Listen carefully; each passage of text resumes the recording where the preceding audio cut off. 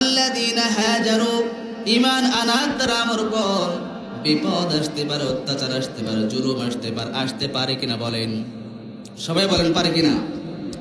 আজ আমরা দেখা যায় সমাজের মধ্যে যারা ইসলাম থেকে দূরে সরে আছে, নামাজ থেকে দূরে সরে আছে, আল্লাহর গুণগান থেকে দূরে সরে আছে, এই মানুষগুলোর সমাজের মধ্যে থাকার ক্ষেত্রে যদি কোনো মহামারী অন্যায় করে, সমাজের মধ্যে খারাপ কিছু করে, এরপরও তাদের খারাপ কেউ তুলে ধরে না, তাদেরকে সবাই ভালোই বলে।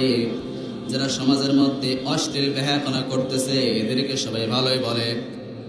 কিন্তু যারা ঈমান আনা করছে, যারা আল্লাহকে আল্লাহ বলে মানে, রাসূলকে রাসূল হিসেবে মানে, এবং যারা ঈমান আনার পরে আল্লাহর গুণগান যারা গায়, এরা যত ভালো কাজ করুক না কেন, এরপর এদের পিছনে কিছু মানুষ প্রতিনিয়ত ষড়যন্ত্র করতেছে কিনা বলেন?